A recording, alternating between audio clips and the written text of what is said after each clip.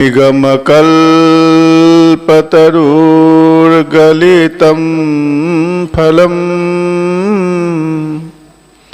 सुखमुखादमृतद्रवसंयुतम् पीबत भागवत रसमालयम् मुहुरः रसिका भुवि भावुकः अनर्पितचरिं चिरात् करुणयावतीर्ण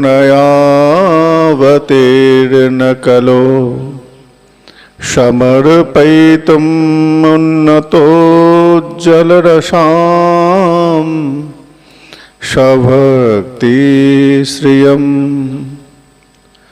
हरिपुराटसुन्दरदुतिकदम्बसन्दीपितः सदा हृदये स्कन्दरे स्फुरतवशचिनन्दन आनन्दलीलामय विग्रहाय हेमावदिव्यच्छवि सुन्दराय तस्मै महाप्रमरसप्रदाय चैतन्यचन्द्राय नमो नमस्ते।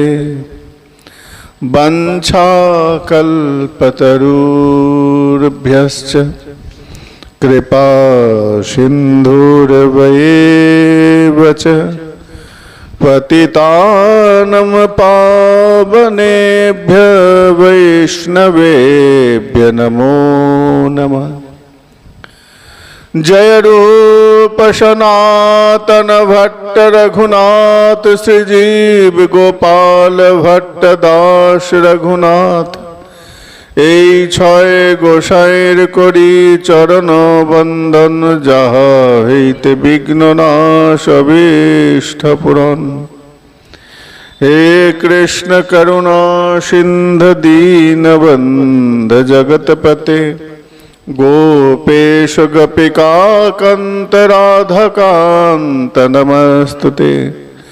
हरे कृष्ण कृष्ण कृष्ण हरे हरे हरे राम राम राम हरे हरे। जय जय श्री निताय गौर शीतनाथ प्रमानंदे हरे हरे बोल। श्री वृंदावन बिहारी लाल की जय। श्री राधा रानी की जय। श्री जगन्नाथ बलभद्र सुभद्रा जीव की जय। श्री राधा रानी की जय। श्री गौर भक्त वृंद की जय। गौर पार्षद की जय। अपन अपन गुरु महात्मा की जय। जय जय श्री राधे श्याम। मालाटा जय गौर।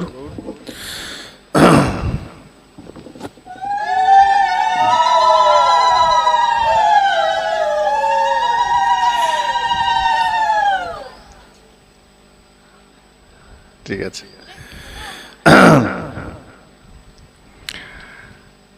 পরম আরাধ্য পরম গুরুদেব তার আশীর্বাদকে আশ্রয়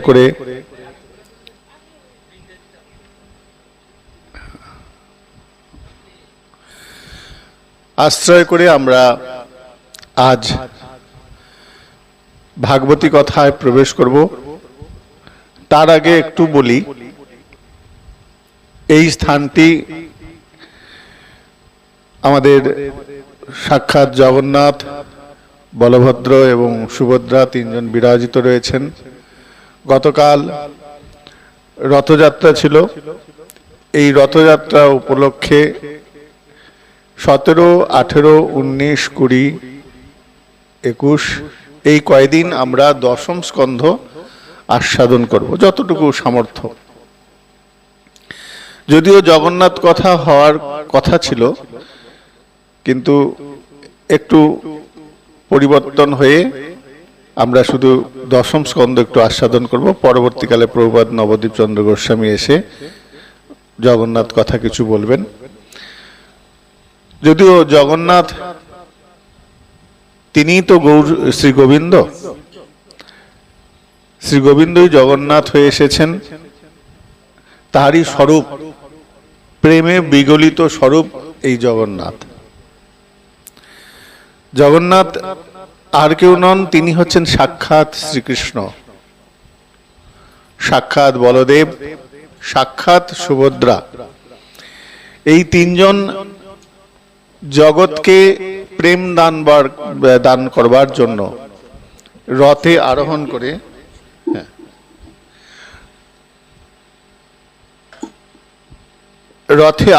করে। একটা জিনিস জানো কি, সারা বছর জগন্নাথ দেব তার নিজের ঘরের মধ্যে থাকে, নিজের মন্দিরের মধ্যে থাকে, শ্রী বিগ্রহে, শ্রী গর্ভ মন্দিরে থাকে। এই রথযাত্রা থেকে উল্টোরথ পর্যন্ত জগন্নাথ দেব, বলভদ্র এবং সুভদ্রা, এদেরকে সাধারণ মানুষ সকলে প্রাণ ভরে দেখতে পায়, তাদের নয়ন ভরে জগন্নাথকে দর্শন করে। সারা বছর ভগবান তার গর্ভ মন্দিরে থাকেন। ভগবান ঠিক করলেন আমার সঙ্গে, সাধারণের সঙ্গে মিশতে হবে। ঘরে বসলে তো মেশা যাবে না, ঘরে বসে থাকলে তো আর মেশা যাবে না, বাইরে বেরোতে হবে। সাধারণ মানুষের সঙ্গে মিশতে গেলে সাধারণের মতন হতে হবে। যদিও তিনি অসাধারণ, কিন্তু সাধারণের রূপ আশ্রয় করে রথে করে জগৎ সংসারকে তার মহিমামণ্ডিত স্বরূপ দর্শন করাচ্ছে। দেখো, এসো। অনেকে প্রশ্ন করেন জগন্নাথের হাত এরকম কেন, জগন্নাথের চোখগুলো এরকম কেন। অনেক অনেক মহাজন বলেন তার বাহু দুটো প্রসারিত, জগৎকে ডাকছে। যেমন মহাপ্রভুর স্বরূপটা যেমন রয়েছে, সবাইকে বলছেন আমায় দাও, তোমাদের যত যত পাপ আছে সব আমায় দিয়ে দাও। তেমনি জগন্নাথ তার দুটো হাত প্রসারিত করে জগৎ সংসারকে আহ্বান করছেন। আর জগন্নাথের যে চোখ দুটো দেখবে এরকম বড় বড় বড় বড় চোখ। তার মধ্যে আর একটা বিশেষত্ব কি, কোনো পলক নাই, জগন্নাথের কোনো পাতা নাই। যে আমাদের চোখ বন্ধ হয়, চোখ খোলে, জগন্নাথের চোখ কোনো সময় বন্ধ হয় না, সব সময় খোলা, অপলক নয়ন। এবার অদ্ভুত এক স্বরূপ ভগবান শ্রী গোবিন্দের, এই অদ্ভুত স্বরূপ এর আগে কেউ দেখে নাই। রাজা ইন্দ্রদ্যুম্ন, বিদ্যাপতি, বিশ্ব বসু, এদের করুণায় আমরা এই জগন্নাথের এই অপূর্ব অভূতপূর্ব স্বরূপ আমরা দর্শন করতে পাচ্ছি। যে নয়ন সর্বদা ভক্তের দিকে তাকিয়ে থাকে, যে নয়ন ভক্ত দর্শনে অভিলাষ করে। ভক্ত ভগবান দর্শন করার জন্য মন্দিরে যায়, এই একমাত্র ভগবান যে ভক্ত দর্শন করবার জন্য মন্দির থেকে বাইরে বেরোয়। তাই এই অনন্ত জগন্নাথ স্বরূপ, অনন্ত মহিমামণ্ডিত যে জগন্নাথ, তিনি আমাদের খুব প্রাণপ্রিয়। তাই তো বারবার শ্রীমন মহাপ্রভু এই জগন্নাথ দর্শন করতে শ্রীক্ষেত্রে যান। জগন্নাথের বহু মহিমামণ্ডিত কথা আছে। জগন্নাথ বড় রহস্যময় একজন ভগবান, তার প্রতিটা শৈলী রহস্যময়। এক জায়গা থেকে বাস ছেড়েছে, তো সবাই বাসের সিটে এসে বসেছে, আর কোনো লোক নেওয়া যাবে না। বাসের কন্ট্রাক্টর বলছে বাস ছাড়ো, বাস ছাড়ো। হঠাৎ করে একটা অন্ধ এসে বলছে, ও কন্ট্রাক্টর ভাই, আমাকে নিয়ে চলো। বলে টাকা দিতে পারবে? বলে হ্যাঁ, আমার কাছে টাকা আছে, আমি সারা বছর ভিক্ষা করে যা টাকা পেয়েছি তুমি নাও। বলছে সিট তো নেই, তুমি যে যাবে তোমাকে তো সিট দিতে পারবো না। বলে আমাকে সিট দিতে হবে না। ওই যে সিঁড়ি দিয়ে ওঠার সময় যে রাস্তাটা আছে ওইখানে আমি বসে যাব, আর ওই সিটের নিচে যে রডটা রয়েছে রডটা ধরে যাব। বলছে এত কষ্ট করে যাবে, কি করতে যাবে? সবাই তো জগন্নাথ দর্শন করতে যাচ্ছে।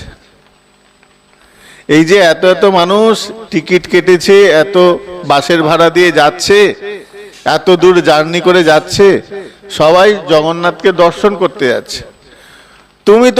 তুমি যে যাবে, তোমার তো নিজেরই চোখ নাই, তোমার তো নিজেরই চোখ নাই, তুমি কি করবে? তখন সেই অন্ধ বলে কি, অন্ধ এক অদ্ভুত সুন্দর কথা বলেছে। বলছে সবাই জগন্নাথ দর্শন করতে যায়, আমি জগন্নাথকে দেখাতে যাব, আমি নিজেকে জগন্নাথকে দেখতে যাব। যখন জগন্নাথ রথে করে বেরোবেন, সবাই তো জগন্নাথকে দেখবে। একবার যদি জগন্নাথ আমার দিকে তাকায়, আমার জীবন ধন্য। আমি তাকে দেখতে পাচ্ছি না, কিন্তু তার শুনেছি বড় বড় চোখ, তার রক্তিম আবিষ্ট ওই নয়নের ধারা, তার চোখের চারপাশে লাল রক্তিম।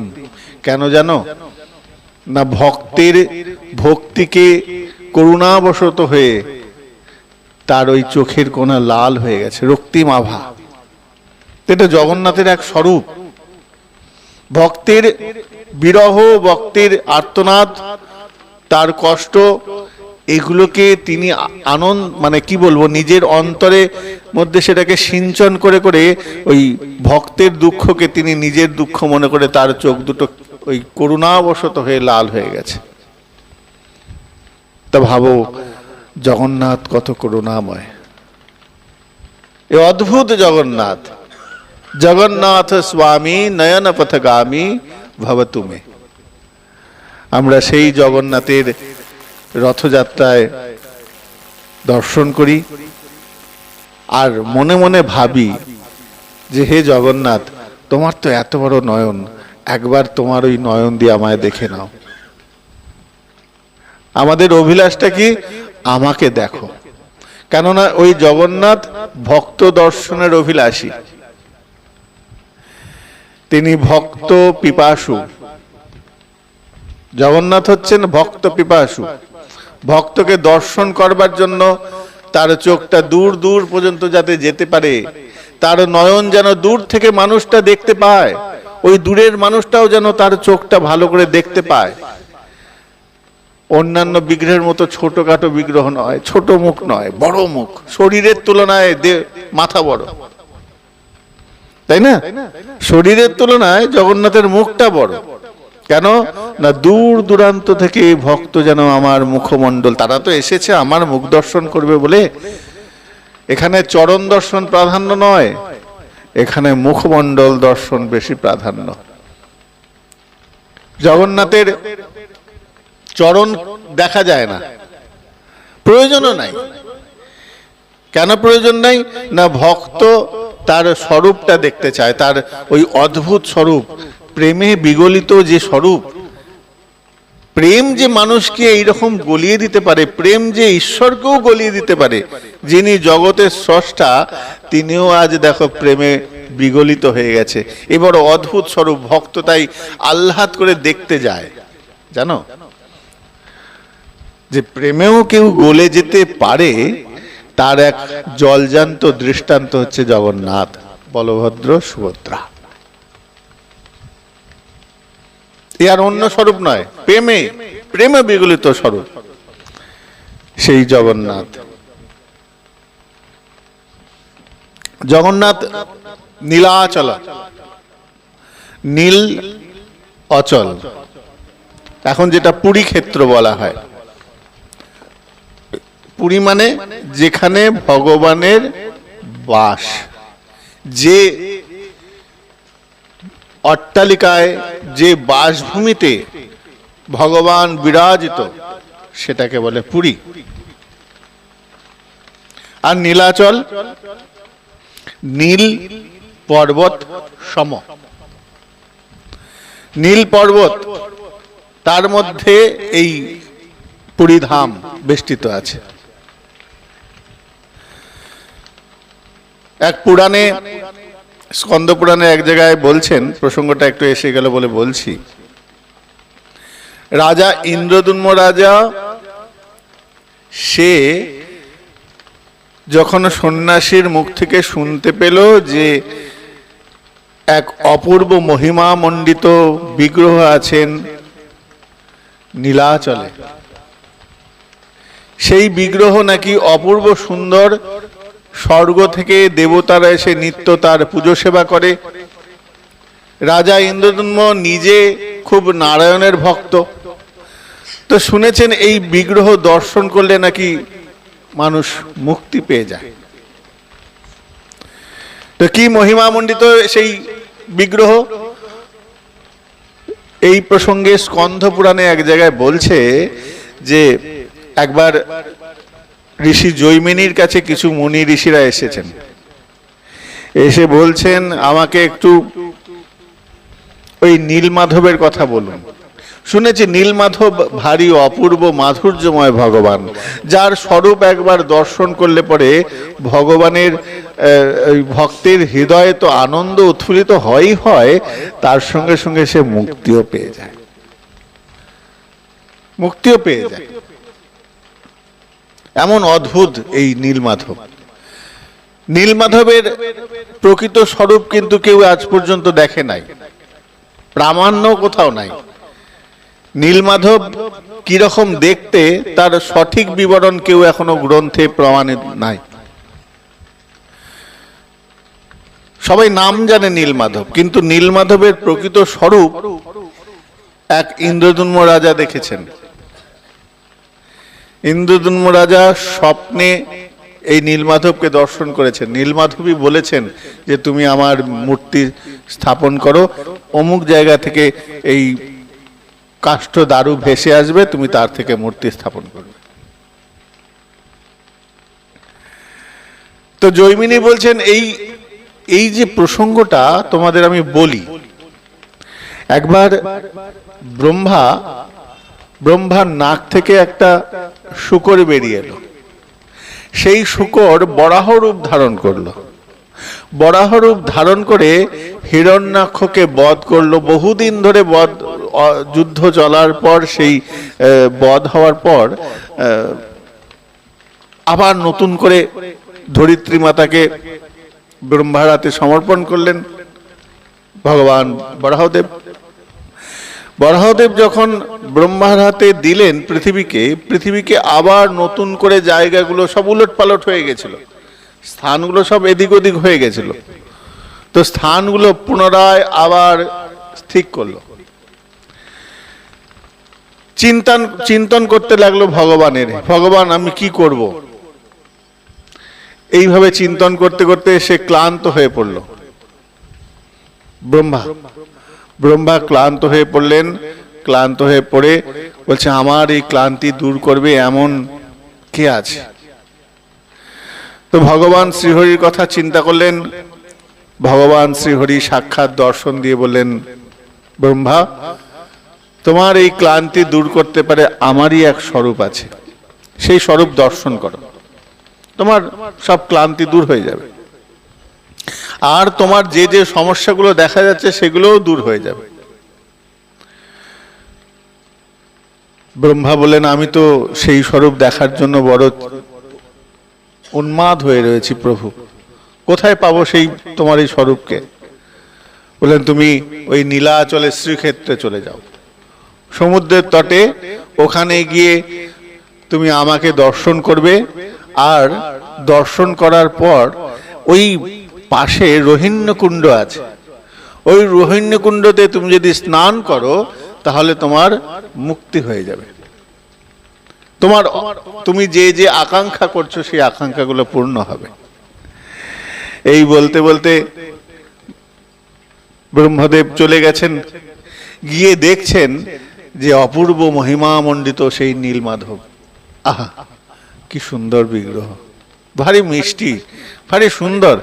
শুধু সুন্দর বললে ভুল হবে, সুন্দরের সঙ্গে সঙ্গে তার উজ্জ্বল জ্যোতি যেন শরীরকে শান্ত করে দিচ্ছে, স্নিগ্ধতা প্রকাশ করছে, এমন নীলমাধবের স্বরূপ।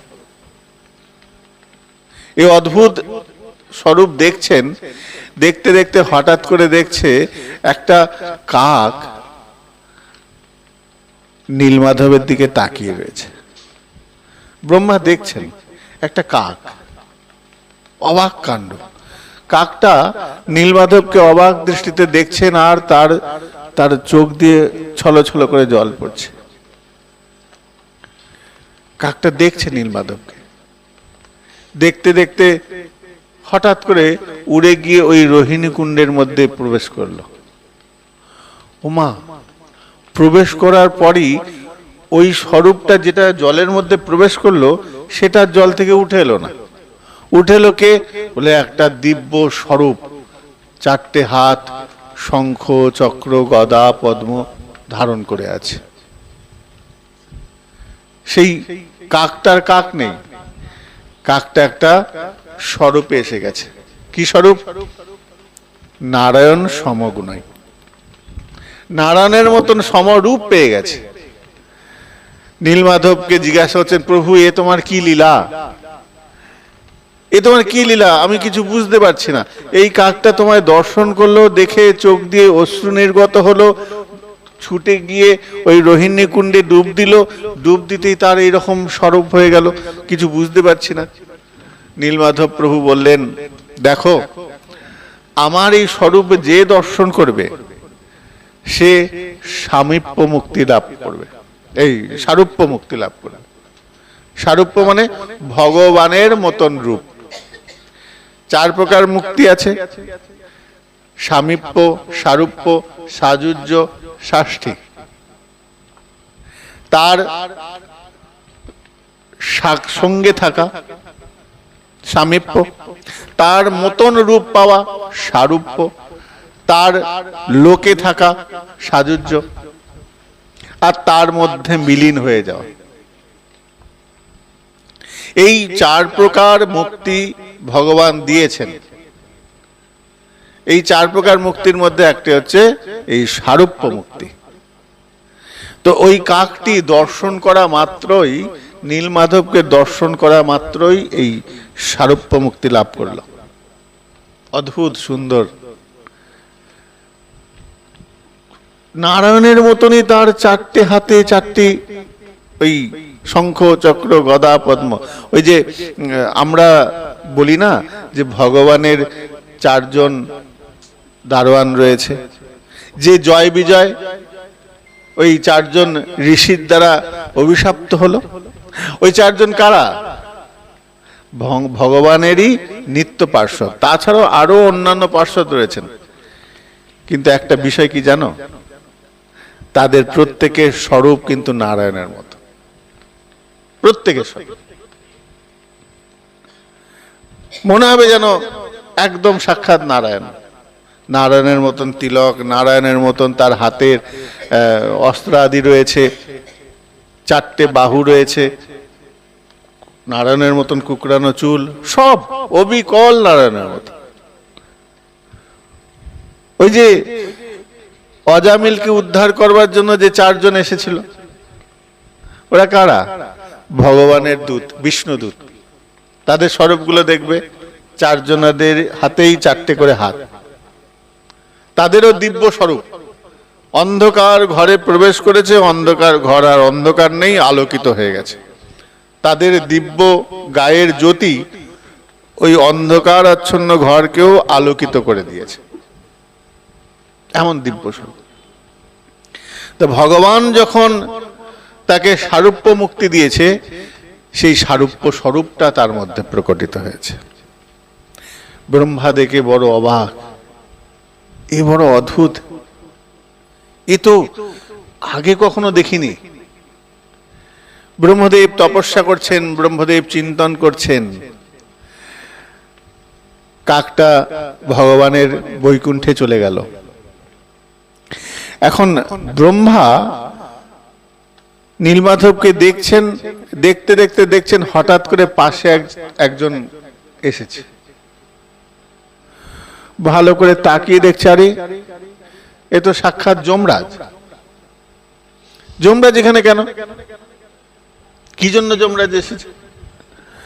যমরাজ এসে না ইয়েকে বলছে, নীলমাধবকে, প্রভু তোমাকে যদি সবাই দর্শন করে, সবাই যদি এরকম মুক্তি পেয়ে যায়, তাহলে পরে তো আমার থাকার আর কোনো প্রয়োজন নাই।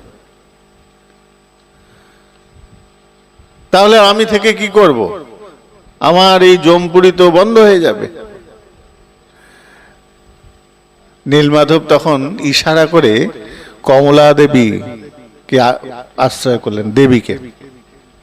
কমলা দেবী আছেন না, বিমলা দেবী, লক্ষ্মী দেবী। বিমলা দেবী তখন এসে উত্তর দিচ্ছেন, শোনো, এই যে তুমি যে জায়গায় এসেছো এর নাম হচ্ছে শ্রীক্ষেত্র।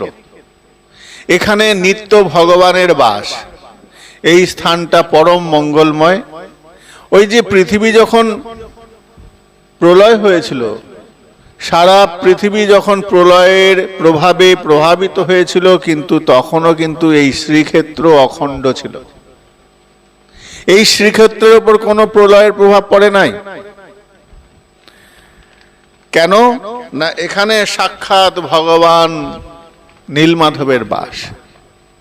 তাই অন্যান্য জায়গায় পরিবর্তন হয়েছে, অনেক কিছু পরিবর্তন হয়েছে, কিন্তু শ্রীক্ষেত্রের কোনো পরিবর্তন নাই। ব্রহ্মা বুঝতে পারলেন, ব্রহ্মার কাছে এই উত্তরটা এসে গেল। ব্রহ্মা এলোমেলো হয়ে গেছিল সব, তো ব্রহ্মাকে বুঝিয়ে দিলেন যে এই শ্রীক্ষেত্রে কোনো নরণচরণ তোমায় করতে হবে না, যেরকম আছে সেরকমই থাকবে।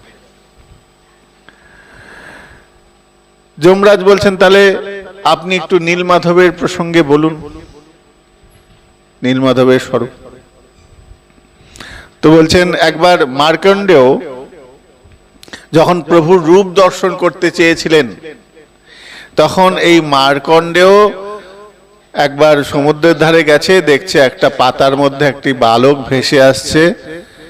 হঠাৎ করে সেই বালকের পেটের মধ্যে প্রবেশ করেছে, ভেতরে প্রবেশ করে বিশ্ব ব্রহ্মাণ্ড সব কিছু দেখতে পাচ্ছে। 10 দিকপাল, চন্দ্র সূর্য নক্ষত্র আদি সব দেখতে পাচ্ছে চোখের সামনে।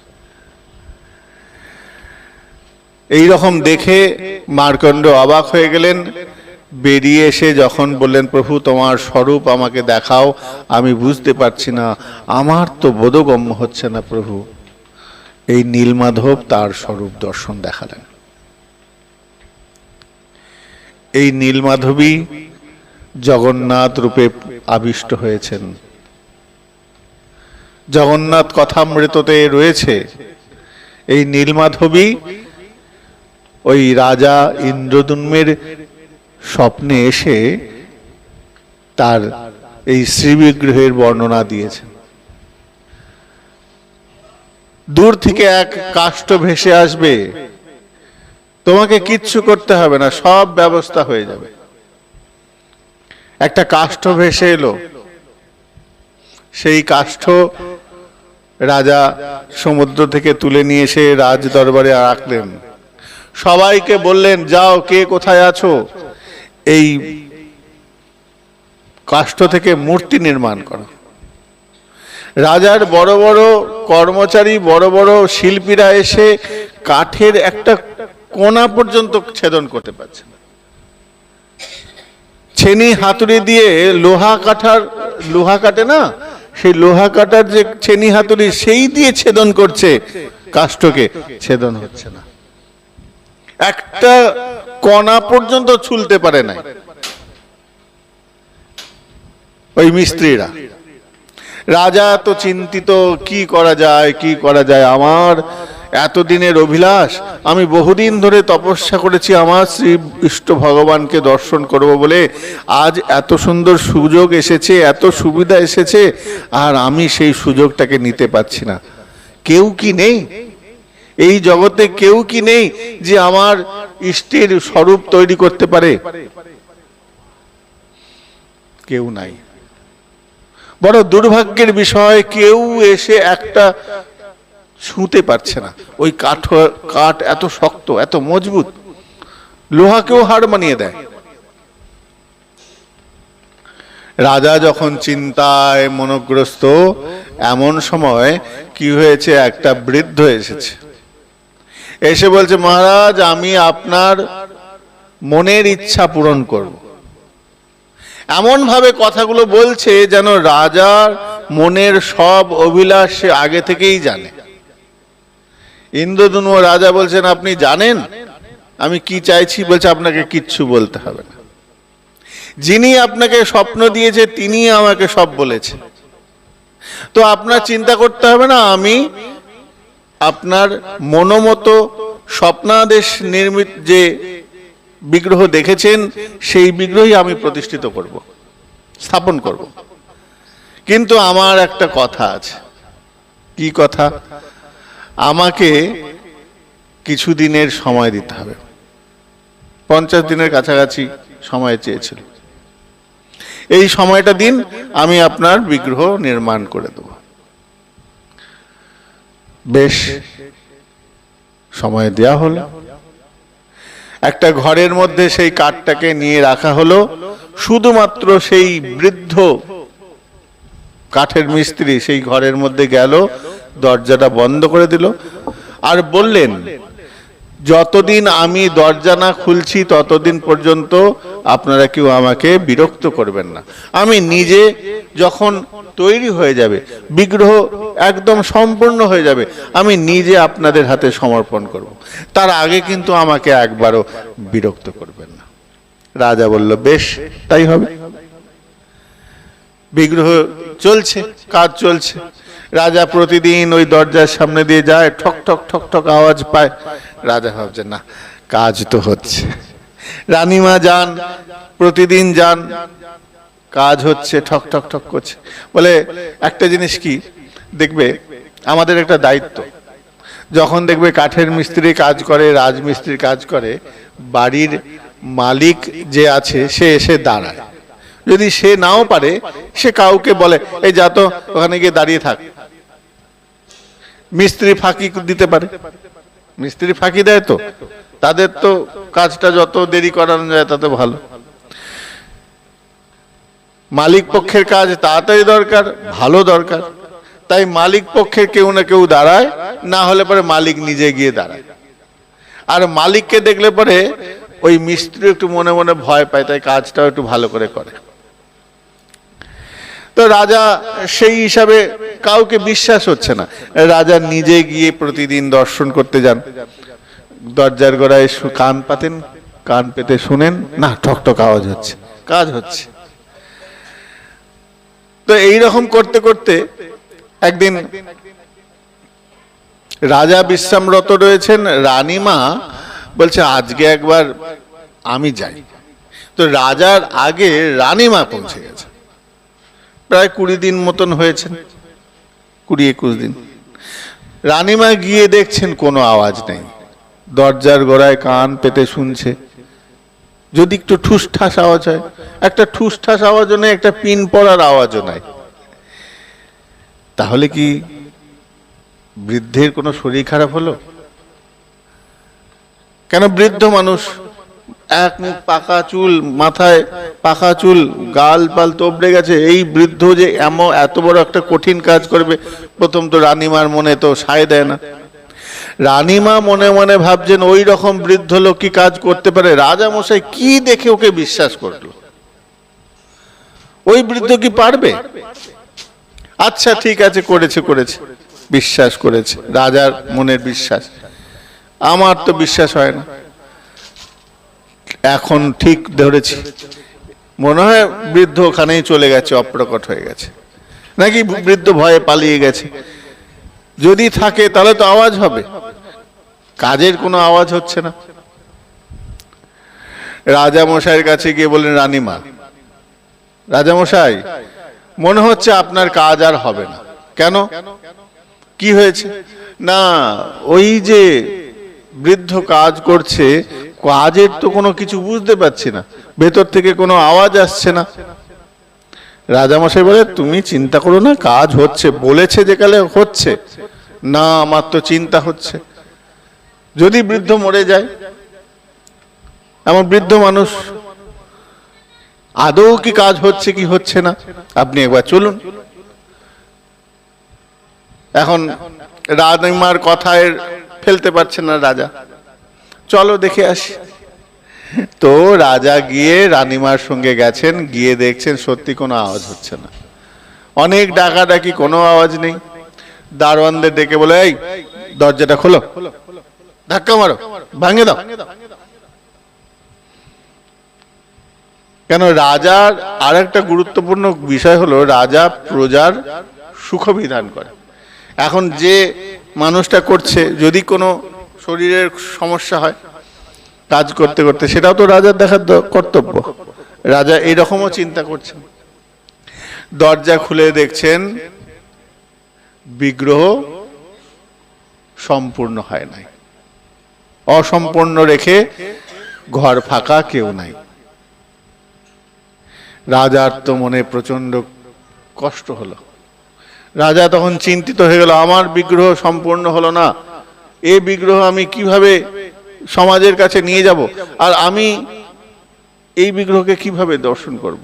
আমি যে নীলমাধবকে দেখেছি ইনি তো সেই নয়। চিন্তায় রাতে ঘুম আসে না। এরকম একদিন দুদিন হওয়ার পর হঠাৎ করে নিদ্রায় এসেছে, তন্দ্রায় এসেছে, হঠাৎ করে দেখছেন সাক্ষাৎ নীলমাধব উপস্থিত। নীলমাধব বলছে, রাজা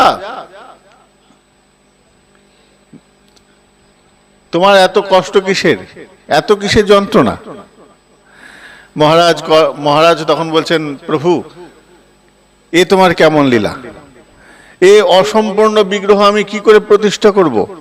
এই বিগ্রহ তো সম্পূর্ণ হয় নাই। ভগবান বললেন, এই বিগ্রহই তুমি প্রতিষ্ঠিত করো। জগৎ সংসার এই বিগ্রহ দেখবে, এটা আমার ইচ্ছা। মানে, ও প্রভু কি বলছো, তোমার ইচ্ছা? হ্যাঁ, এটা আমার ইচ্ছা। এই বিগ্রহ নির্মাণের মূল আদি, মানে মূল যে আস্বাদন, সেটা আমার। নীলমাধব বলছে, ওই যে মূর্তিকার এসেছিলেন, ইনি আর কেউ নন, ইনি হচ্ছেন বিশ্বকর্মা। এই যে সম্পূর্ণ রানীমার মনের মধ্যে যে ওই বিকার এলো, এটাও আমার দ্বারা নির্মিত। আমি চেয়েছি আমি ওই স্বরূপে আসব, ওটাই নীলমাধবের স্বরূপ হবে, ওর নাম হবে জগন্নাথ। এই জগন্নাথ স্বরূপ জগৎ সংসারের কাছে প্রচার করো, জগৎকে দেখাও এই বড় অদ্ভুত অবিস্মরণীয় স্বরূপ জগন্নাথ। এই জগন্নাথ স্বরূপের আগে কখনো কেউ কোনোদিন দেখে নাই। ইন্দ্রদ্যুম্ন রাজাকে বললেন, এই বিগ্রহ তুমি জগৎ সংসারের কাছে প্রচার করো, জগৎকে দেখাও আমার প্রকৃত স্বরূপ কেমন। আমি কৃষ্ণ, আমি ভগবান, কিন্তু আমার স্বরূপ এমন যে হয়, এ আগে কখনো কেউ কোনো ভক্ত দেখে নাই। বলেন, এই ভক্তের এই স্বরূপের ভগবানের যে এই যে জগন্নাথ দেবের যে এত এইরকম মূর্তি, এই যে স্বরূপ, এই স্বরূপের আবির্ভাব বা এই স্বরূপের সৃষ্টি কোথা থেকে হলো? এই ভগবানের এই স্বরূপটা কেন জগতের কাছে দেখাবার এত ইচ্ছা জাগলো? কেন ইন্দ্রদ্যুম্নর মনের মধ্যে এই স্বরূপের পূজার বিধান দিলেন? কেন রানীমার মধ্যে এই রকম চিন্তা ঢোকানো হলো? এ সব কিছু পরিকল্পিত, আগে থেকে সব পরিকল্পিত করা আছে নীলমাধবের, জগৎ সংসারকে এই স্বরূপ দেখাবে বলে। না ভূত না ভবিষ্যতে, কেউ আগে কখনো দেখে নাই, আগে কখনো দেখে নাই এরকম স্বরূপ।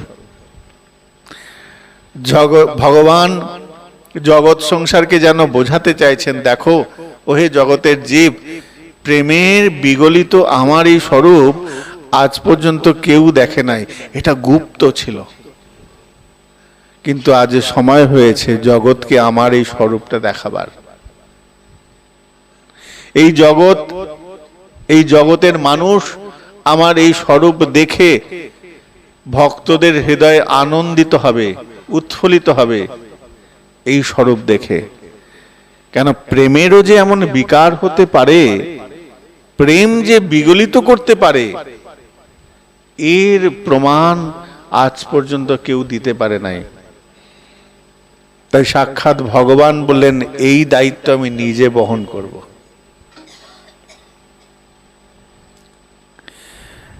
এই দায়িত্ব আমি নিজে বহন করব।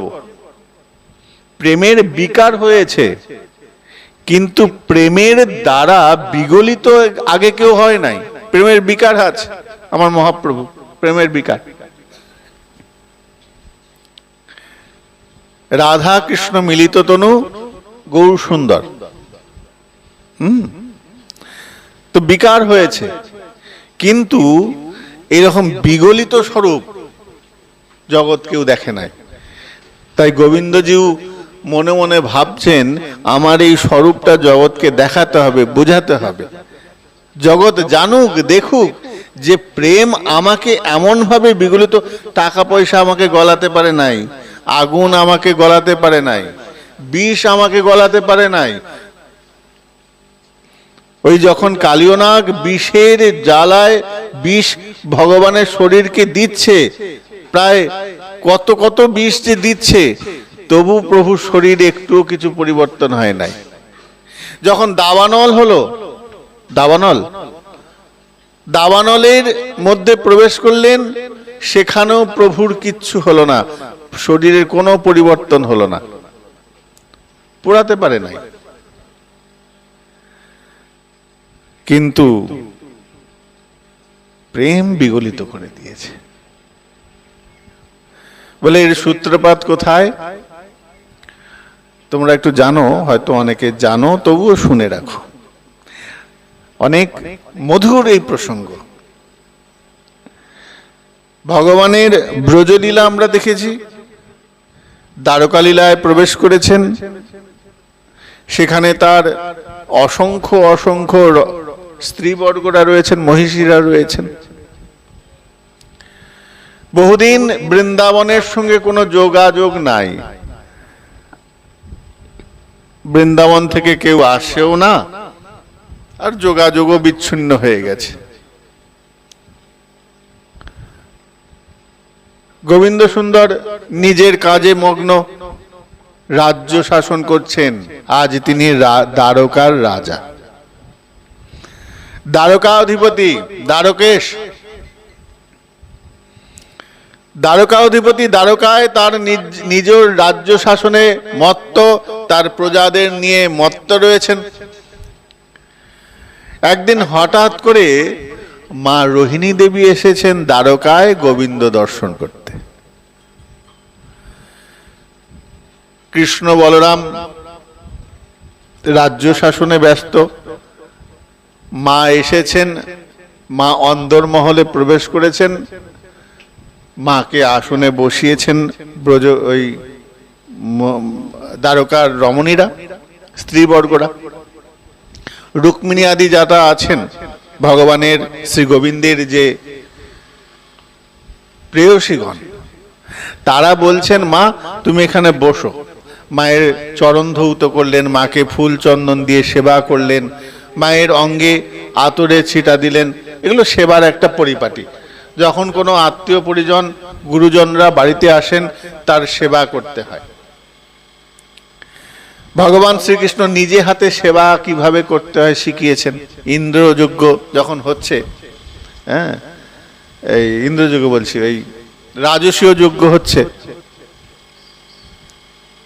হস্তিনাপুরে, তখন এই কৃষ্ণ দায়িত্ব নিয়েছিলেন পুজো সেবার দায়িত্ব নিয়েছিলেন।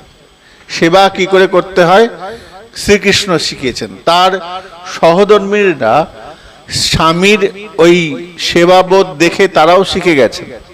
তো মা রোহিণী দেবীকে আসনে বসিয়েছেন, পাদ্য অর্ঘ্য দিয়ে পূজা অর্চনা আদি করেছেন। মায়ের সঙ্গে গল্প আলাপ হচ্ছে। হঠাৎ করে রুক্মিণীর মনে একটা প্রশ্ন এলো, মা আমরা সবাই জানতে ইচ্ছুক কৃষ্ণের বাল্যলীলা, পৌগণ্ডলীলা, কৈশোর লীলা। আমরা তো তাকে যে স্বরূপে দেখেছি, কিন্তু বাল্য স্বরূপ তো তার দেখি নাই। তার বাল্য স্বরূপটা কেমন ছিল, এগুলো আমাদের খুব জানতে ইচ্ছা। ছোট স্বামীদের ছোটবেলার জীবন প্রণালী যদি বলে, স্ত্রীরা খুব শুনতে আগ্রহী হয়। ছোটবেলায় কেমন ছিল, তার ছবি কেমন ছিল, তার আচরণ কেমন ছিল, তার ব্যবহার কেমন ছিল। স্বামীদের এই আচরণগুলো স্ত্রীদের একটু আগ্রহ হয়, ছোটবেলায় কেমন ছিল। তার মধ্যে কৃষ্ণের মতন যদি হয় তাহলে তো আগ্রহ আরো বেড়ে যায়। শুনেছে, লোকমুখে শুনেছে কৃষ্ণের অনেক লীলার কথা, কিন্তু সাক্ষাৎ যারা দর্শী, সাক্ষাৎ যারা দেখেছে, তাদের মুখ থেকে শোনার একটা আনন্দ বড় আলাদা। হ্যাঁ, তাই না? যারা সাক্ষাৎ ছোটবেলা থেকে বাল স্বরূপে দেখেছেন আর যারা কানে শুনেছেন, তাদের কথা বলা আর চাক্ষুষ দেখার মধ্যে পার্থক্য আছে। রোহিণী মাকে সবাই মিলে ধরেছে, মা বলুন না, বলুন না, ছোটবেলায় কৃষ্ণ কেমন ছিল, কেমন বাল্যলীলা করত। মা বলছে, দেখ এখন এসব বলার সময় নয়, পরে এক সময় বলবো। না না না, বলতে হবে, বলতে তো হবেই মা তোমাকে। আর কবে তোমায় পাবো, আবার কবে আসবে না আসবে তার নেই ঠিক, এসেছো যখন মা একবার বলো। রোহিণী মা বলছেন, এইভাবে বলা যায় না। বলে, কি সমস্যা? আমরা তো সবাই মেয়েরাই রয়েছি, তাতেও তোমার বলতে সমস্যা? বলে, রয়েছি তো মেয়েরা, দুইজন আছে, তারা কিন্তু চলে আসবে। কারা? বলে, ওই যে কৃষ্ণ বলরাম। আমি যখনই বলা শুরু করব ওরা কিন্তু চলে আসবে। না মা, আসবে না। হ্যাঁ আসবে, আসবে, আমি বলছি আসবে। বেশ, মায়ের কথা অমান্য করা যাবে না। আচ্ছা মা, তাহলে একটা কাজ করি, সুভদ্রাকে গেটের সামনে দারোয়ান হিসেবে দাঁড় করি। হ্যাঁ, সুভদ্রা গেটের সামনে দাঁড়াবে আর আমরা ভেতরে গল্প শুনবো। মা রোহিণী দেবী শুরু করেছেন, বলা শুরু করেছেন বাল্যলীলা। সেই শুরু করেছেন একদম কংসের অত্যাচার থেকে শুরু করে ইত্যাদি ইত্যাদি বলতে বলতে বাল্যলীলা প্রসঙ্গ বলছেন। এখন এখানে একটা ভালো জিনিস লক্ষ্য করার বিষয়, মন দিয়ে শুনবে কথাটা। মা, তিনি হচ্ছেন বাৎসল্যময়ী, মায়ের স্বভাব বাৎসল্য। এখন মা যখন ভগবান শ্রীকৃষ্ণের বাল্যলীলার কথা বলছেন, বলতে বলতে তার দুগ্ধ নিঃসৃত হচ্ছে, স্তন থেকে দুগ্ধ নিঃসৃত হচ্ছে। কেন হচ্ছে না, মা যখন বাৎসল্য স্বরূপের কথা বলছেন তখন তার মধ্যে বাৎসল্য প্রেম প্রাদুর্ভাব হচ্ছে। মায়ের মধ্যে পুত্র স্নেহ বৃদ্ধি পাচ্ছে, আর পুত্র স্নেহ যত বৃদ্ধি পাচ্ছে তার স্তনে দুগ্ধের সম্ভার বৃদ্ধি হচ্ছে, স্তন থেকে নির্গত হচ্ছে। এটা মাতৃত্বের স্বভাব, এটা মাতৃত্বের চরিত্র। এখানে দোষ গুণ বিচার নয়, এটা মাতৃত্বের একটা লক্ষণ। মা পুত্র স্নেহের কথা শ্রবণ করলে পরে তার আলাদা একটা অনুভব প্রকাশ হয়। তো কৃষ্ণের ছেলেরা বড় হয়ে গেছে, তারপরেও মাতৃদুগ্ধ নির্গত হচ্ছে বলছেন। এবং বলতে বলতে মা সেটা আমোদে প্রমোদে বলছেন। কেন? বাৎসল্য রসটা আমার প্রিয়। এখন যে বস্তুটা প্রিয় সে যতটা সুন্দর করে বলতে পারে, অন্য বিষয়ে কিন্তু অতটা তার অনুভব থাকে না। মা বাৎসল্য লীলা বলছেন। মা বাৎসল্য রসের রসিক।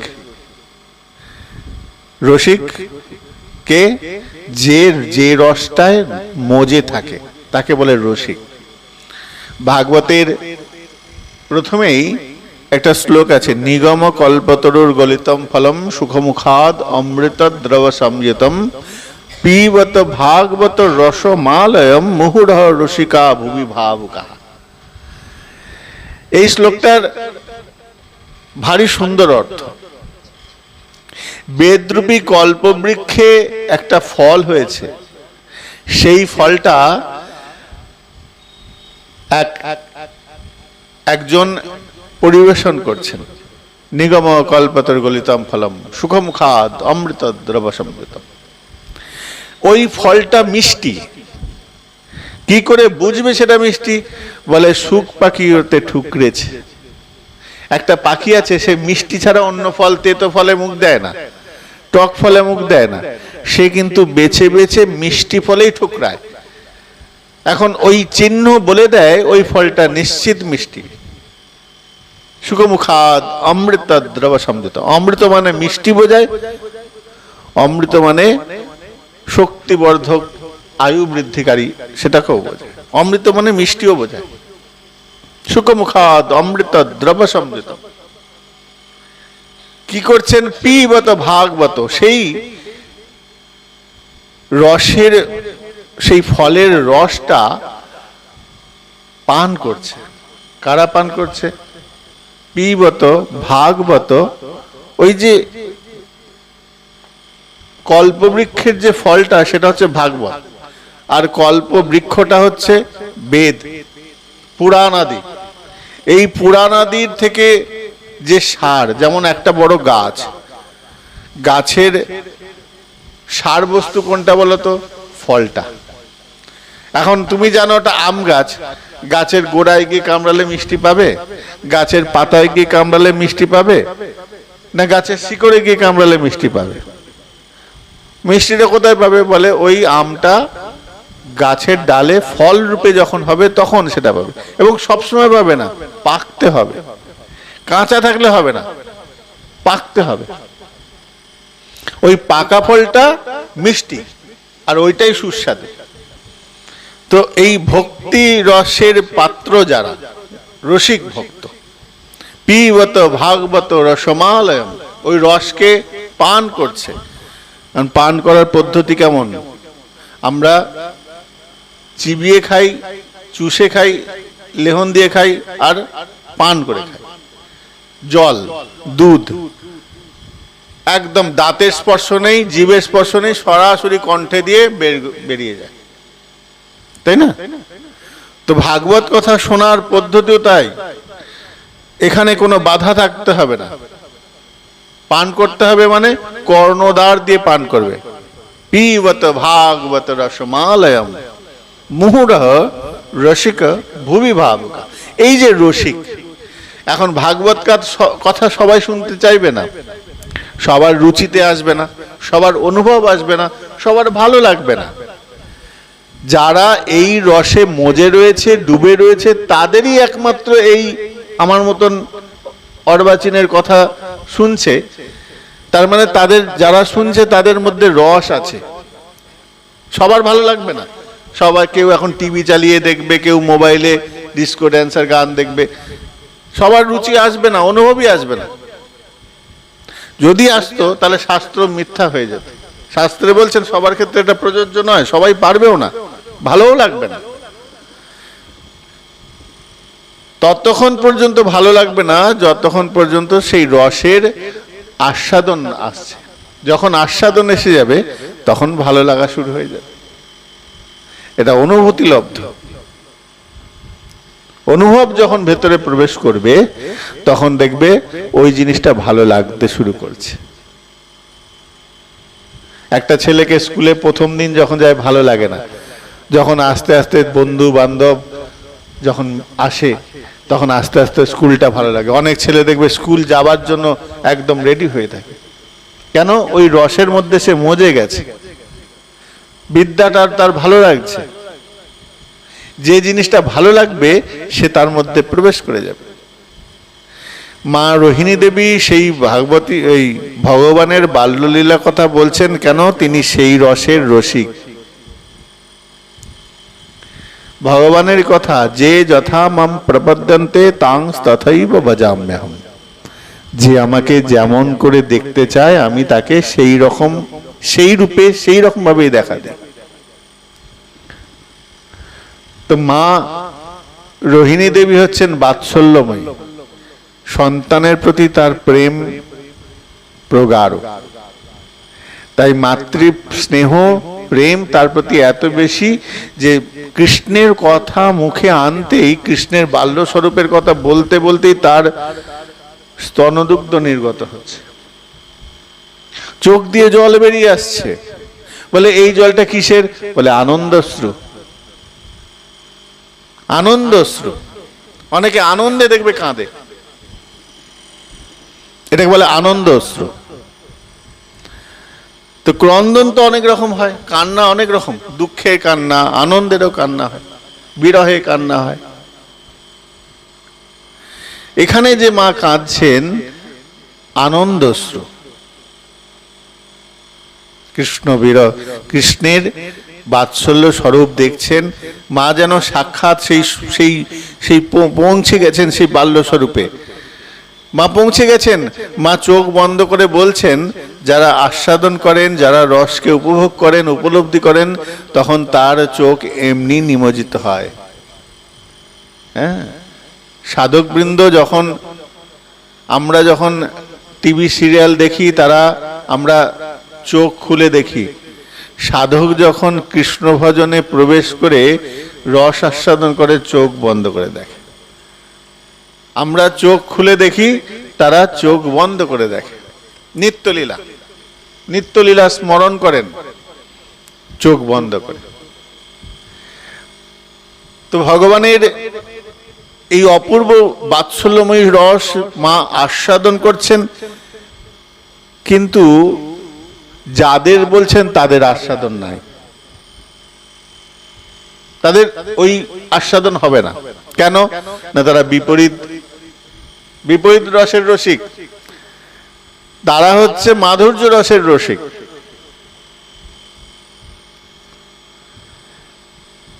এখানে ঐশ্বর্যের প্রকাশও আছে। তো তাদের প্রেমের সম্পর্কটা অন্যরকম। প্রেম সবই, মায়ের সঙ্গে সন্তানের প্রেম, একটা পুরুষ মানুষের সঙ্গে একটা স্ত্রীর প্রেম, এগুলো সবই প্রেমেরই বিকার, এগুলো সবই প্রেমেরই এক একটা রূপ, কিন্তু প্রকৃত প্রেমের মধ্যে নাই। এই প্রসঙ্গে বলতে গেলে অনেক বড় হয়ে যাবে, আমি ওইদিকে যাচ্ছি না। এরপরে পৌগণ্ড লীলা বললেন, কৈশোর লীলায় প্রবেশ করেছেন। বাল্য, শৈশব, বাল্য, পৌগণ্ড, কৈশোর। কৈশোর লীলায় প্রবেশ করে সখাদের প্রসঙ্গ বলছেন, কৃষ্ণ এই করেছেন ওই করেছেন, তার সঙ্গে যা যা লীলাগুলো হয়েছে সবগুলো বলছেন। বলতে বলতে হঠাৎ করে এবার রাধারানীর প্রসঙ্গ আসছে, সখীদের সঙ্গে মিলনের প্রসঙ্গ আসছে। মা সবই জানতেন, মায়েরা সবই জানেন, কিন্তু সমস্যাটা কি জানো? মায়েরা সন্তানের এই সব বিষয়গুলো অতটা প্রাধান্য দেন না। মায়েদের কানে খবর আসে, মায়েরা চোখেও দেখতে পায়, কিন্তু দেখেও সেটাকে না দেখার ভান করে, আর শুনেও সেটা না শোনার ভান করে। ছেলে মেয়ে, ছেলের প্রেমের গল্পের কথা মা শুনবে? মা শুনবে না। মা কেউ বলতে এলেও মা বলে, থাম থাম থাম, বলতে হবে না, ওসব তোর কাছে, ওসব কথা তোদের কাছে রাখ, আমার ওসব শুনে দরকার নেই বাবু। তো মাকে যদিও বলতে আসে, মা কিন্তু শোনেন না, কিন্তু মা জানেন, মা জানেন, বোঝেন। কেন? ওই বয়সটা তিনিও পেরিয়ে এসেছেন। ছেলে কি করছে না করছে সব মায়েরা বোঝে, কিন্তু সেটাকে এড়িয়ে যান। তো মা বলছেন, মায়ের কোনো বিকার নাই।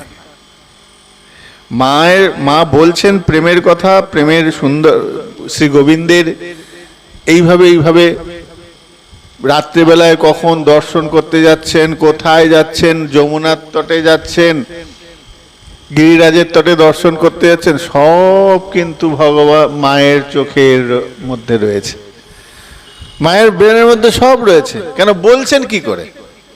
মা যদি না জানতেন বলতে পারতেন না। রোহিণী দেবী কিন্তু বলছেন, সমস্ত পুঙ্খানুপুঙ্খ বর্ণন মা বলছেন। বলা শুরু হয়েছে ওই দিক থেকে, কি হয়েছে, ওই কৃষ্ণ বলরামের শরীর ঘামতে আরম্ভ করেছে, ঘামছে। কি ব্যাপার দাদা, আমাদের শরীর ঘামছে কেন?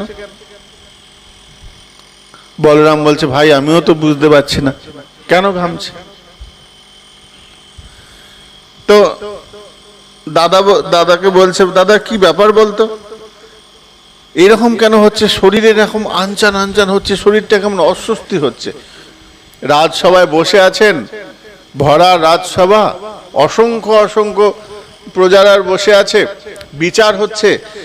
এই বিচার অবস্থায় দুইজন হাওয়া করছে, বড় বড় পাখা দিয়ে, তালপাতার পাখা দিয়ে বাতাস করে যাচ্ছে। তারপরেও এই কানাই বলাইয়ের গা ঘামছে। এই বড় অদ্ভুত, পাখার হাওয়া থাকাকালীন ঘাম হয়, এরকম তো হয় না। তারপর কি, দ্বারকার যে নির্মাণ, দ্বারকা যে নির্মাণ করেছেন, কে করেছেন? বিশ্বকর্মা, সাক্ষাৎ বিশ্বকর্মা, সমুদ্রের মাঝখানে। এখানে তো গরম আসার কোনো জায়গা নাই। এবং এয়ার কন্ডিশন, এখন যেমন এয়ার কন্ডিশনের মেশিন বেরিয়েছে, তখন এয়ার কন্ডিশন রুম ছিল।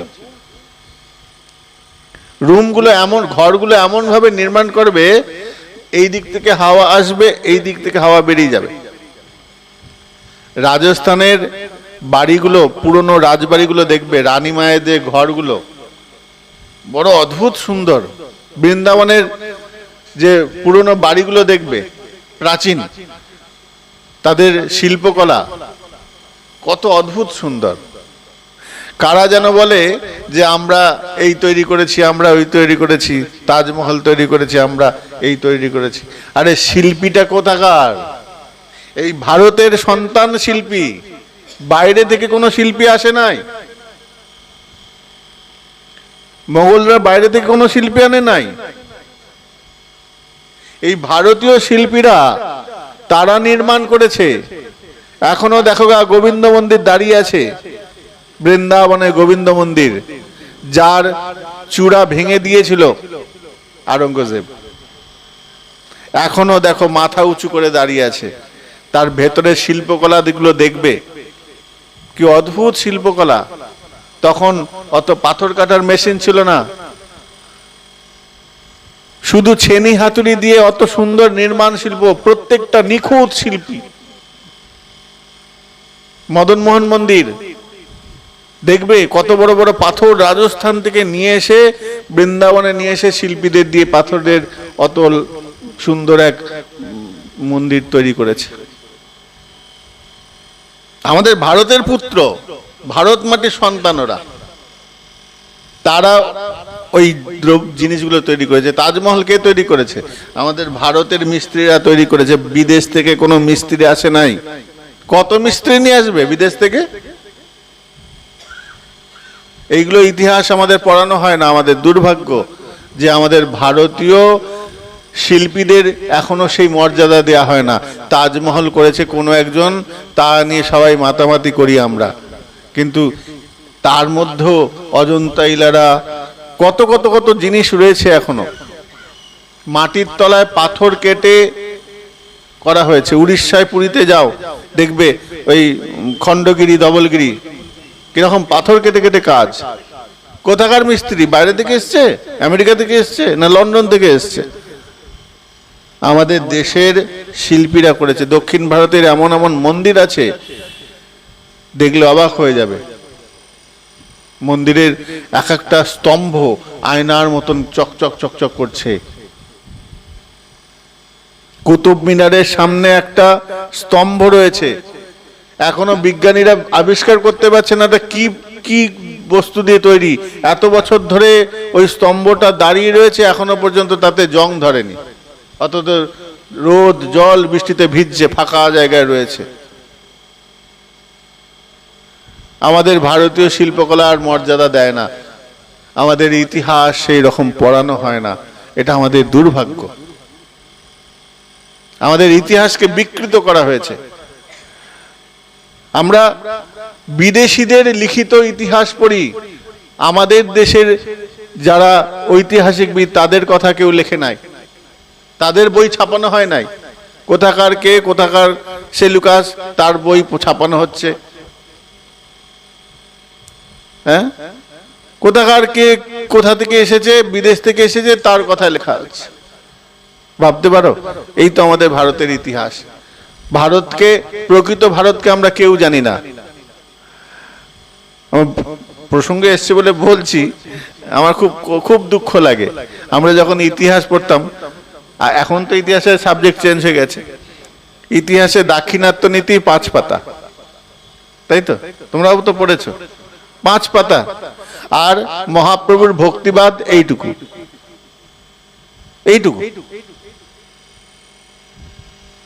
ভারতের শত্রু যারা, তাদের জন্য এত বড় লেখা, আর শিবাজির জন্য ছোট্ট, যে ভারত মাটির সন্তান, তার জন্য ছোট লাইন লেখা। মহাপ্রভুর ভক্তিবাদ এইটুকু ভক্তিবাদ।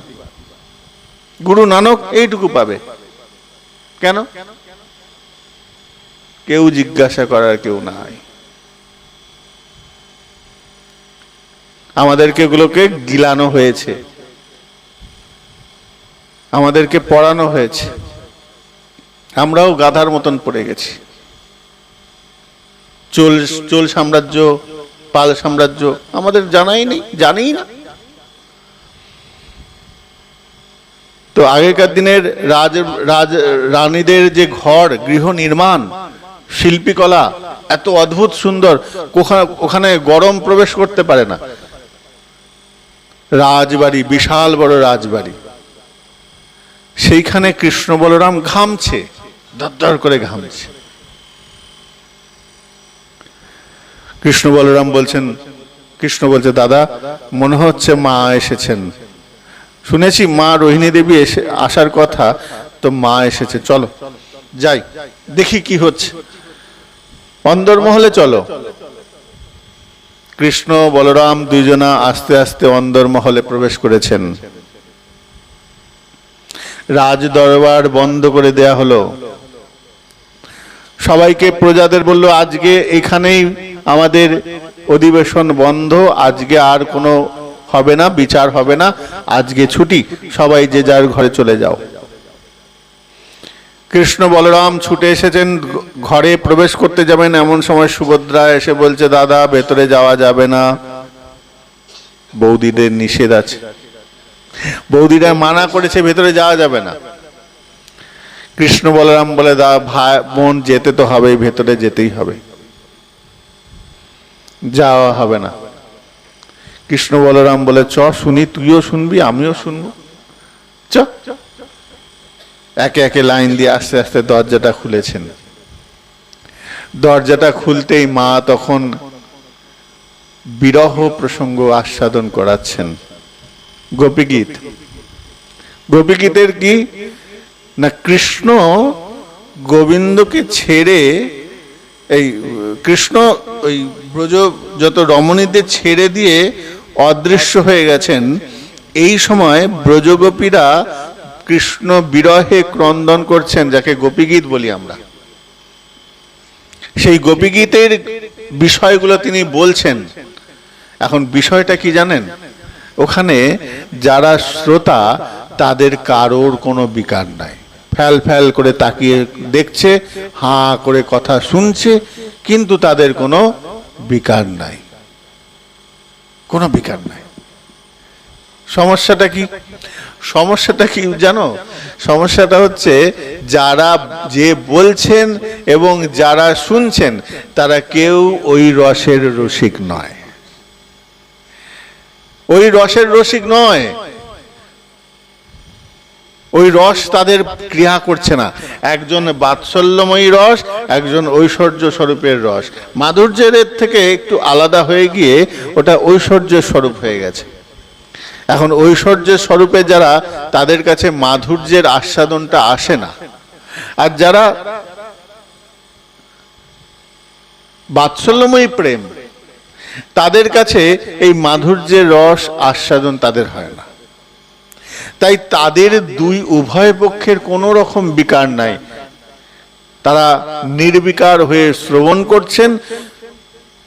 না অশ্রু, কম্প, স্বেদ, কোন প্রকার তাদের মধ্যে এই অষ্টসাত্ত্বিক বিকারের কোনো বিকার তাদের মধ্যে দেখা যায়।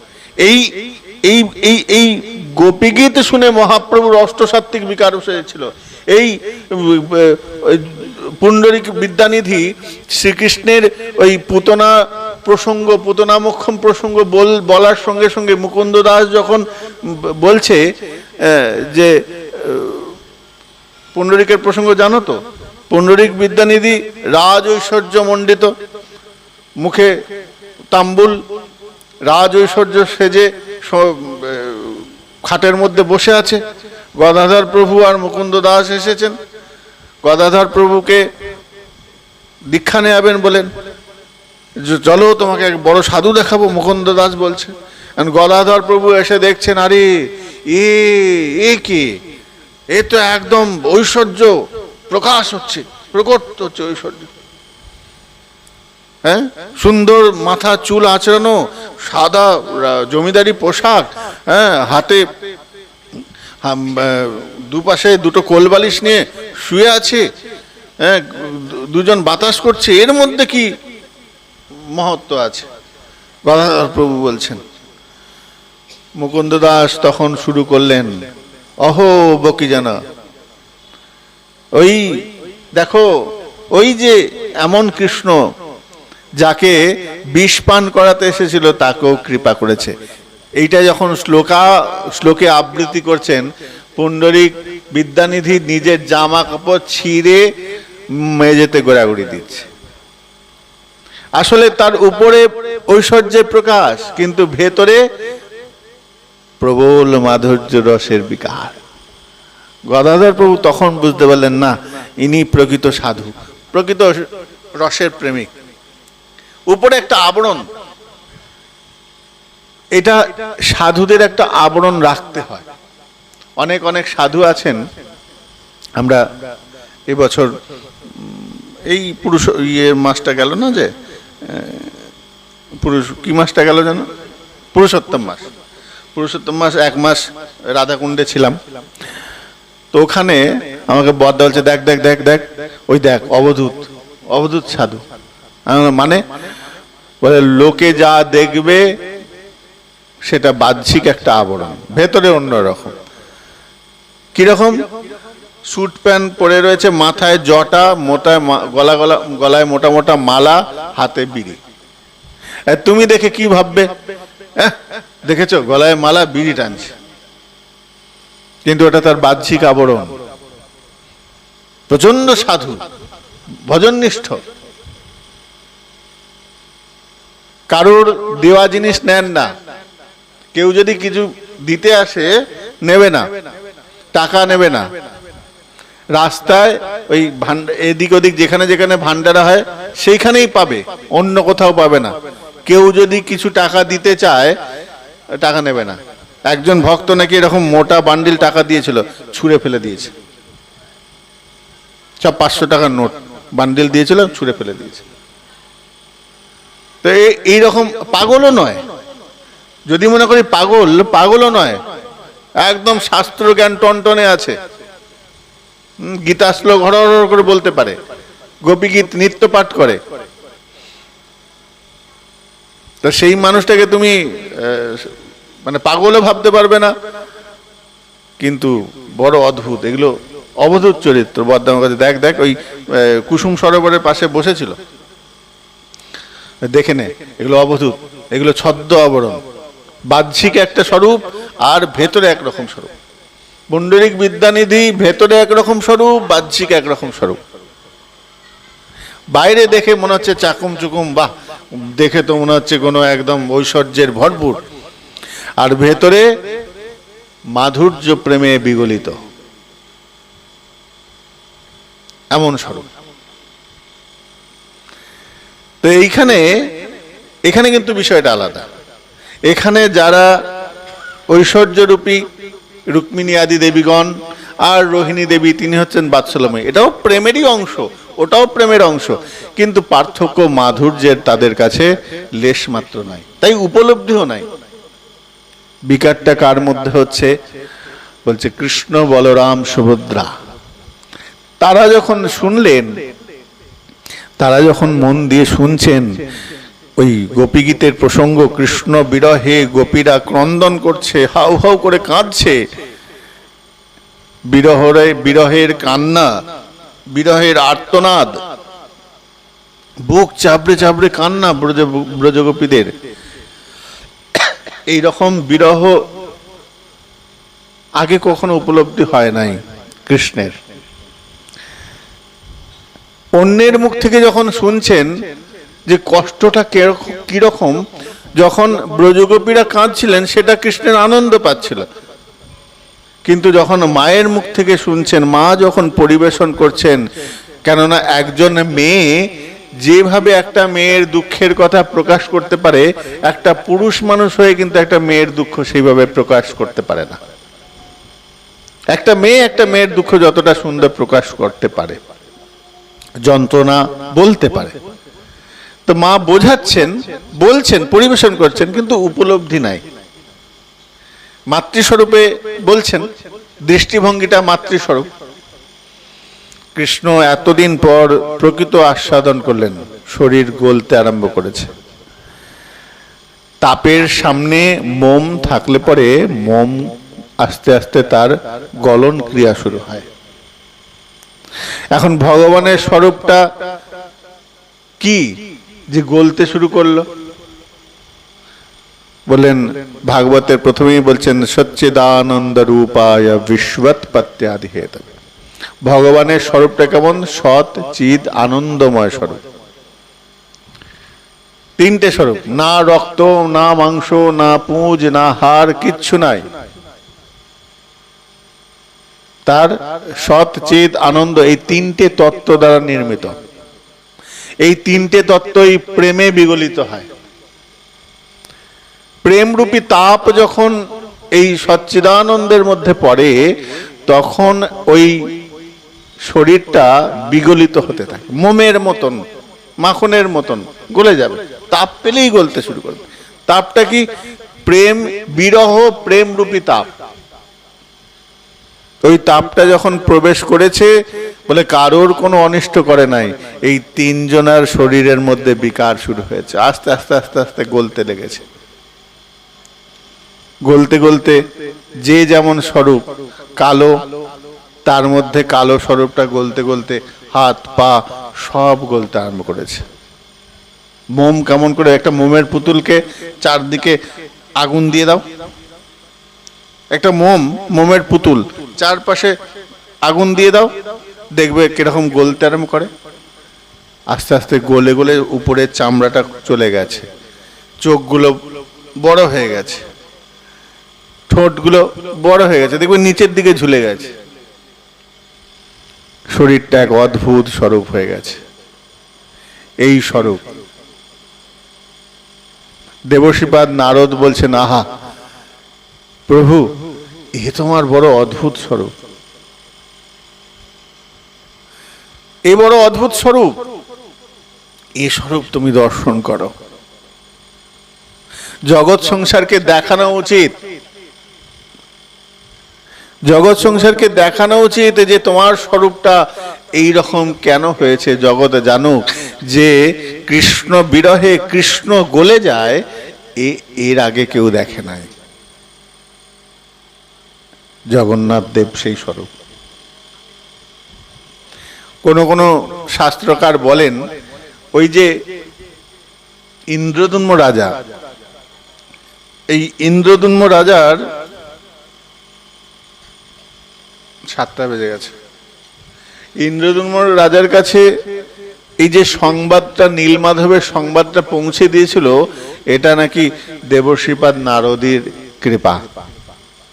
কেন? দেবশ্রীপাদ নারদের অভিলাষ ছিল যে জগৎ সংসার গোবিন্দের এই লোকানো রূপা, লুকিয়ে রাখা যে অদ্ভুত স্বরূপ, এটা যেন জগৎ জানে। আর তার সঙ্গে সামঞ্জস্য কি না, মহাপ্রভু আসবেন, সেই বিগলিত স্বরূপকে দেখে তাকেও তো উত্তাপ নিতে হবে। প্রেমের ঠাকুর আমার গৌর সুন্দর, তা গৌর সুন্দর প্রেমের যে নির্যাস আস্বাদন করবেন, এই বিগলিত স্বরূপ না দেখলে পরে সেই উন্মাদনা, সেই বিকার আসবে না। সাক্ষাৎ ভেতরে তো, অন্তরে তো রয়েছে সেই বিকার, কিন্তু যখন সাক্ষাতে দেখবেন তার পরিস্ফুটন আলাদা, তার মাধুরিমা আলাদা, তাই জগৎকে বোঝানোর জন্য, জগৎকে দেখানোর জন্য এই জগন্নাথ শ্রীবিগ্রহের প্রাদুর্ভাব। যদিও আজকে দশম স্কন্ধ পাঠ করব বলে ভেবেছিলাম, কিন্তু কি মনে হলো জগন্নাথ দেবের প্রসঙ্গ আজকে একটু আস্বাদন করলাম। আগামীকাল থেকে আমরা ভাগবতের দশম স্কন্ধ, প্রাণ কেন্দ্র, শ্রীমদ্ ভাগবতের যে মূল প্রাণ কেন্দ্র, সেটা হচ্ছে এই দশম স্কন্ধ, যেখানে ভগবানের লীলামৃত কথা, ভগবানের ঐশ্বর্য, মাধুর্য, বাৎসল্য সব এর মধ্যে রয়েছে। তাই এই স্বরূপটা, এই বাংময় স্বরূপ ভগবান যিনি ভাগবত, সেই ভাগবতের মূল আধার, যে যাকে কেন্দ্র করে সমস্ত এই দ্বাদশ স্কন্ধ গঠিত হয়েছে, প্রাণবিন্দু দশম স্কন্ধ, 90টা অধ্যায়, তার যতটুকু আমরা আস্বাদন করব। প্রথম যে শ্লোক, মহারাজ পরীক্ষিত শুকদেব গোস্বামীপাদ একে অপরের প্রশ্ন উত্তর প্রসঙ্গ। শুকদেব গোস্বামীপাদকে প্রশ্ন করছেন মহারাজ পরীক্ষিত, এতক্ষণ ধরে তো অনেক কিছু বললেন,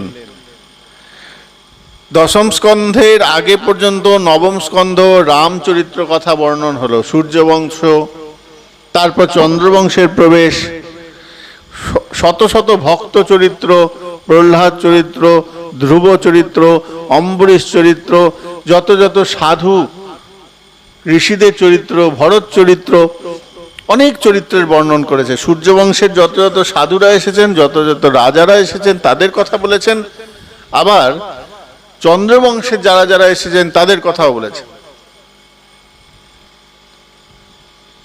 এইবার আপনি আমাকে ভগবানের সেই অদ্ভুত সুন্দর বাৎসল্যময়ী মাধুর্যময়ী সখ্যভাব, এই লীলামৃত মিশ্রিত যে লীলা, সেই লীলা আমাকে আস্বাদন করান হে শুকদেব গোস্বামীপাদ। আমি অধীর আগ্রহে বসে আছি আপনার এই শ্রীমুখ দর্শন করে, আপনার মুখ নিঃসৃত সেই অমৃত ধারা আমি আস্বাদন করছি। স্নিগ্ধ, অপূর্ব, মহিমামণ্ডিত একটা ঝর্ণা উপর থেকে স্বচ্ছ প্রবল ধারা যেমন মাটিতে পতিত হয়, আর সেই জলধারার আশেপাশে থাকা গৃহপালিত পশু যারা রয়েছে, তারা যখন সেই তৃষ্ণার্ত হয়ে ওই জল পান করে, তখন তারা তৃপ্ত হয়। এক তৃষ্ণার্ত জীব সেই জলধারার প্রান্তে গিয়ে সেই জলকে পান করে এবং মুগ্ধ মনে করে, এবং মনে হয় যেন তার প্রাণটা ফিরে এলো। শুকদেব গোস্বামীপাদের চরণে বসে মহারাজ পরীক্ষিত প্রশ্ন করছেন, হে ভগবান, আপনি আমাকে দয়া করে ভগবানের সেই অপূর্ব গাথা কথা আমাকে বলুন। কথিত বংশ বিস্তার ভবতা সোম সূর্যয় রাজ্ঞাঞ্চ ভয় বংশানম চরিতম পরমাদ্ভুতম। সেই চন্দ্রবংশের এবং সূর্যবংশের অদ্ভুত চরিত্রের কথা আমরা শুনেছি। সেই চন্দ্রবংশের কথা, সূর্যবংশের কথা, তাদের সেই মহা শক্তিশালী, শৌর্যশালী সেই রাজাদের চরিত্র কথা আমাদের বলেছেন। আমি এবার শুনতে চাই সেই ভগবানের কথা। আপনি কৃপা করে বলুন, চরিতম পরমাদ্ভুতম। এই শ্লোকের প্রসঙ্গ আমরা আগামীকাল থেকে আস্বাদন করব। আজকে এখানেই কৃষ্ণ কথা, জগন্নাথ কথার এখানেই বিশ্রাম রাখি। নিতাই গৌর শ্বেতনাথ প্রেমানন্দে হরি হরি বল। নিতাই গৌর শ্বেতনাথ প্রেমানন্দে হরি হরি বল। জয় জয় শ্রী রাধে শ্যাম।